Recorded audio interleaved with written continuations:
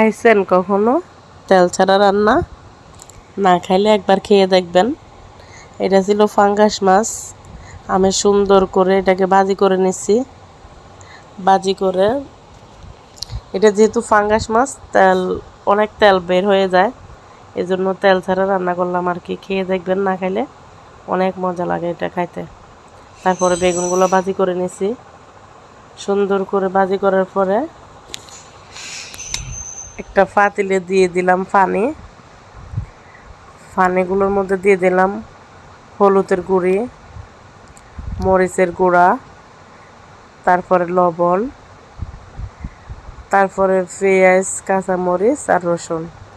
ভালোভাবে ফুটানোর পরে পানিগুলা দিয়ে দিলাম এর ভিতরে বেগুন ভাজিগুলা। তারপরে দিয়ে দিব এখন মাছ। এইভাবে একবার খেয়ে দেখবেন, অনেক অনেক ভালো লাগে। অনেক তো তেল দিয়ে খাইছেন, এখন তেল ছাড়া খেয়ে দেখেন একবার, অনেক ভালো লাগবে।